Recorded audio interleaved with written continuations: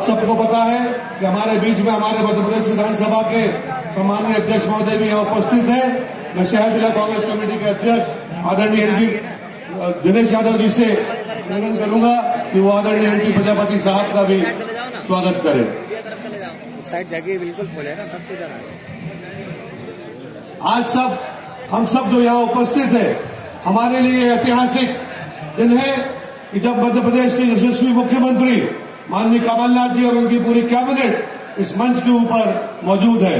मैं आप सबसे एक बार निवेदन करना चाहता हूं कि हमारे सारे कैबिनेट के सहयोगी जो मध्य प्रदेश के दूर दूर के अंचलों से आए हैं, आप सब तालियों से एक बार जोरदार तरीके से उनका स्वागत करें, क्योंकि हमारी संस्कार लाने की परंपरा है कि हम अपने अतिथियों का हमेशा स्वागत करते हैं। इस कड़ी में मैं आमंत्रित करना चाहता हूं जबलपुर जिले के प्रभारी मंत्री और मध्य प्रदेश शासन के ऊर्जा मंत्री भाई प्रियव्रत सिंह जी को कि वो आए और अपना संबोधन दें।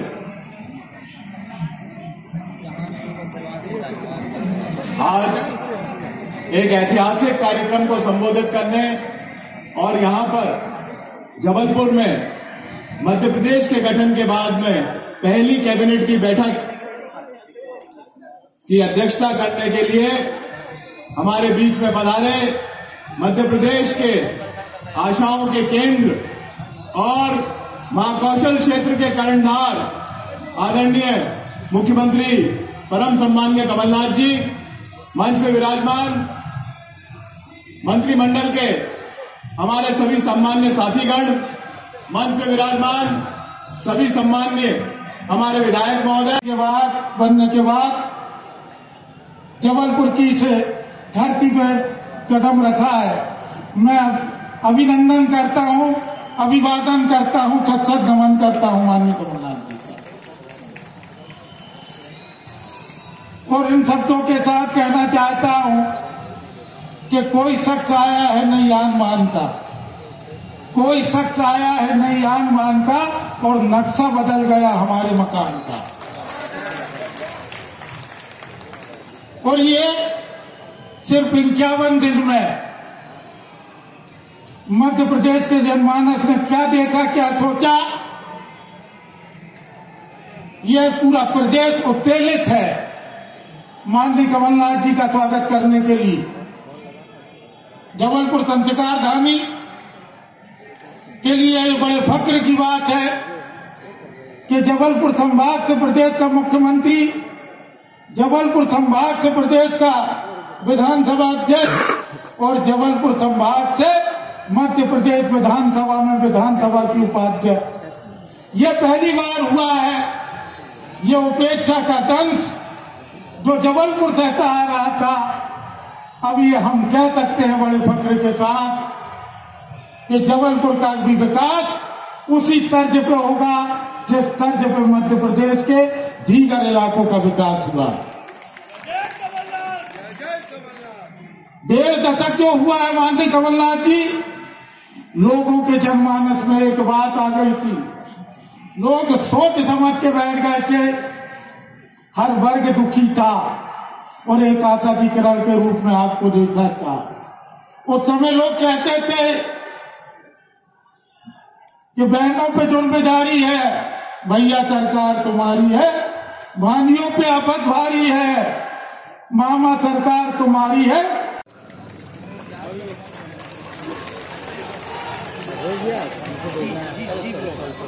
अब होल्ड चलेगा ना तो हिलेगा ना।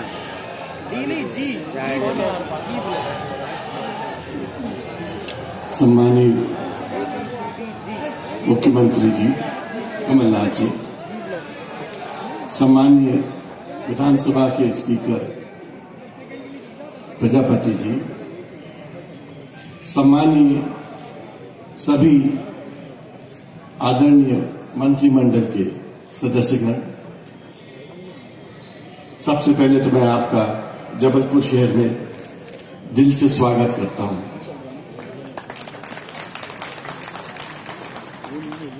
कमलनाथ जी के बारे में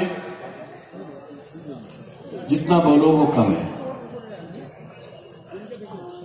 मैं करीब 30 साल से तुमसे परिचित हूं। 10 साल की वकालत थी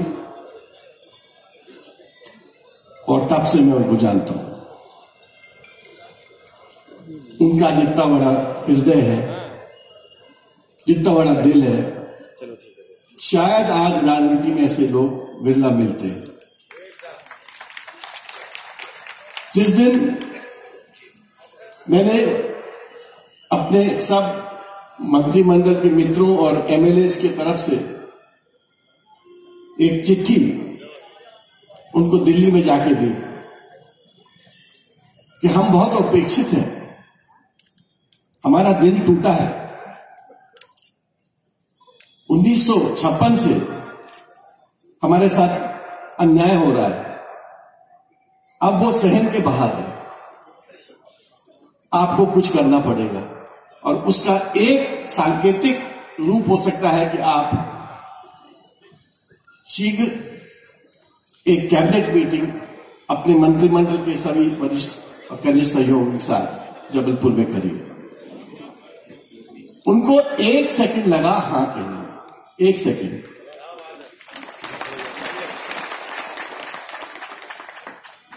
जब बहुत सारी प्रस्तावनाएं उनके सामने हुई, उन्होंने अपने वित्त मंत्री, माननीय वित्त मंत्री जी और अपने माननीय लखन जी को फ्री हैंड दिया, आप लोग बैठ के जो प्रोजेक्ट्स जबलपुर के लिए अप्रूव करना चाहते हो कर लो। जनता के सामने रखा था और इस 53 दिन में जो कुछ हुआ मैं दोहराना नहीं चाहता हूं, मैं घोषणाएं, ऐलान इसमें नहीं जाना चाहता हूं। जो हुआ और जो होने जा रहा है, जब जनता तक पहुंच जाता है, वो सबसे बड़ी घोषणा होती है, सबसे बड़ा ऐलान होता है। आज कौन सी चुनौती मध्य प्रदेश के सामने नहीं है? जब हमने भार संभाला, मध्य प्रदेश का क्या हाल था? कैसा मध्य प्रदेश 53 दिन पहले हमने संभाला? ऐसा मध्य प्रदेश जहां किसानों की आत्महत्या में मध्य प्रदेश नंबर 1, बेरोजगारी में नंबर 1, बलात्कार में नंबर 1। कैसा मध्य प्रदेश हमें दिया? तिजोरी खाली। ये हालात थे 53 दिन पहले। और मैंने वचन दिया था अपने किसानों को कि हम उनका कर्जा माफ करेंगे। भारतीय जनता पार्टी ने तो खुद ऐलान किया था कि तिजोरी खाली है, कैसे ये कर्जा माफ होगा? मैंने कहा रुक जाइए, ये कांग्रेस की सरकार है, ये कलाकारी की सरकार नहीं है, ये घोषणाओं की सरकार नहीं है। और मैं तो ये कहना चाहता हूं कि अगले 16 दिनों में मध्य प्रदेश के 25 लाख किसानों का कर्जा माफ होने जा रहा है। ये देश के इतिहास में नहीं हुआ, महाराष्ट्र ने भी कर्जा माफ किया था, भारतीय जनता पार्टी की सरकार है। उत्तर प्रदेश में भी कर्जा माफ की योजना बनाई थी 1.5 साल पहले। मुझे किसी ने पोस्टर दिखाया, क्योंकि छिंदवाड़ा जुड़ा हुआ है महाराष्ट्र से। महाराष्ट्र के एक पोस्टर दिखाया जो पड़ोस का गांव है। महाराष्ट्र के गांव में उन्होंने दिखाया कि कमलनाथ की फोटो लगी है। उन्होंने कहा ये कर रहे हैं 53 दिन में, आपने 3 साल में नहीं किया। ये हालात है। हमने वायदे किए थे किसानों को, बिजली बिल के किए थे। हमने कहा नौजवानों के लिए करेंगे, पर ये सबसे बड़ी चुनौती हमारा मध्य प्रदेश में आज हमारा कृषि क्षेत्र है, हमारा नौजवानों का भविष्य है। कृषि क्षेत्र 70% मध्य प्रदेश की आबादी कृषि क्षेत्र से जुड़ी हुई है, किसान नहीं है। जिसके किराने की दुकान गांव में है, उसकी रोजी रोटी कृषि क्षेत्र की खरीदने की ताकत से जुड़ी है, क्रय शक्ति से जुड़ी है। उसकी दुकान चलती है जब किसानों के हाथ में खरीदने की ताकत हुई। जो ट्रैक्टर चलाता है उसकी रोजी रोटी हुई है कृषि क्षेत्र से। जो मजदूर है उसकी रोजी रोटी जुड़ी हुई है कृषि क्षेत्र से। और जबलपुर के बाजार में रोशनी है, हमारे शहरों में रोशनी है जब किसानों के हाथ में क्रय शक्ति और खरीदने की ताकत हो, तभी तो वह अपनी पत्नी के लिए बाजार करने आएगा। तो कृषि क्षेत्र हमारे लिए एक बहुत बड़ी चुनौती है। केवल कर्जा माफ से नहीं होगा। किसान तो कर्जे में पैदा होता है, कर्जे में जन्म लेता है और कर्जे में उसकी मृत्यु होती है। कर्जा माफ तो हो जाएगा, उसके बाद हमें कृषि क्षेत्र के लिए एक नई नीति बनानी होगी। वो 10 साल पहले, 15 साल पहले का जमाना बदल गया, जब उत्पादन लगभग इसका 60-70% होता था। आज तो ये बढ़ता हुआ उत्पादन जो है, आज किसानों के परिश्रम से, किसानों के मेहनत से जो ये बढ़ता हुआ उत्पादन है, इस उत्पादन का मैनेजमेंट कैसे किया जाए और किसानों के लिए ये नफा, उससे नफा कैसे हो, एक नए नजरिए से, एक नई दृष्टिकोण से हमें कृषि नीति बनानी पड़ेगी।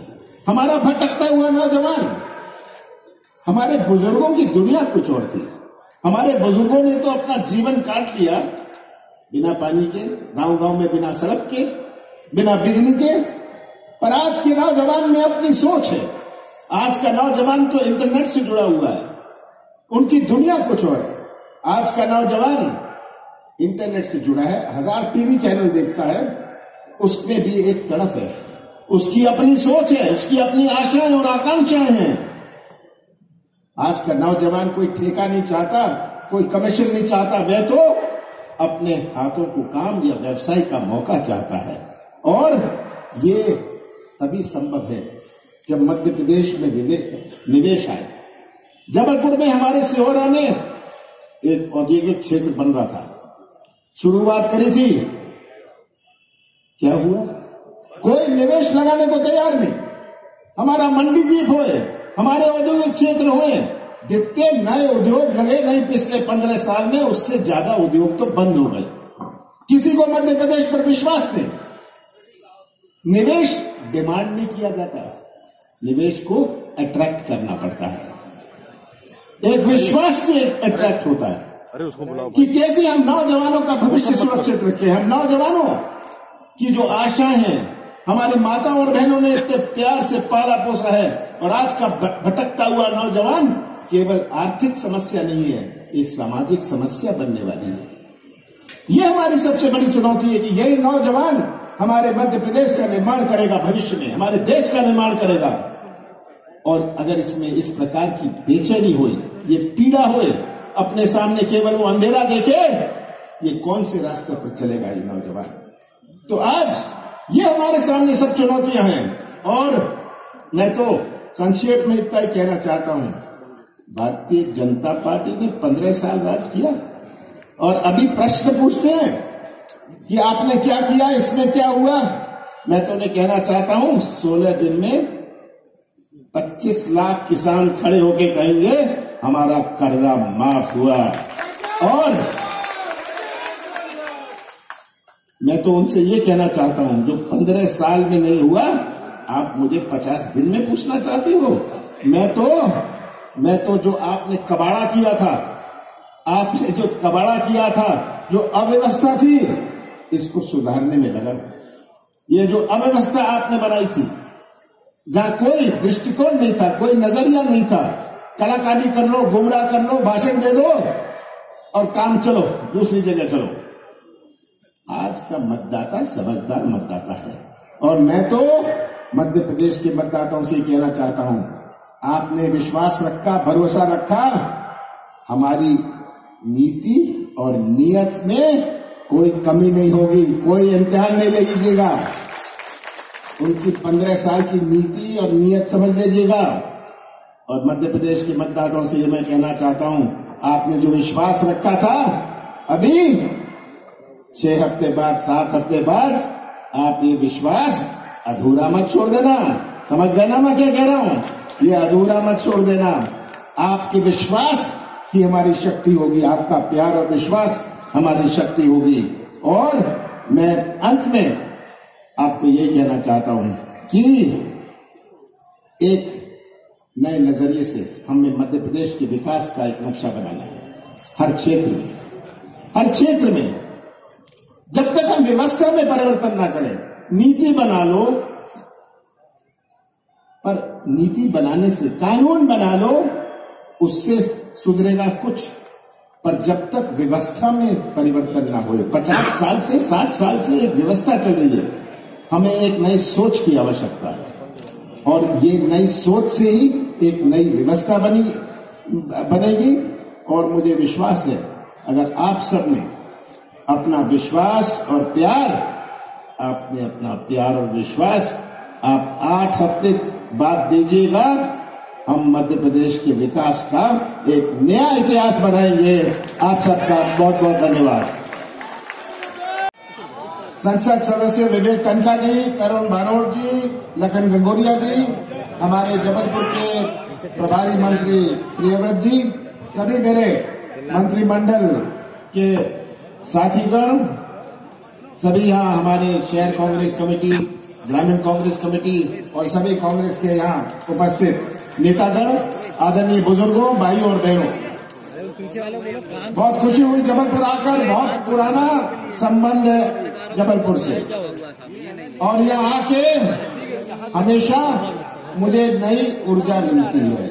वैसे तो ऊर्जा की जरूरत नहीं है मुझे, पर नई ऊर्जा और ऊर्जा मिल जाए, इसमें कोई कमी ना रह जाए। जबलपुर आ जाओ और ऊर्जा मिल जाती है।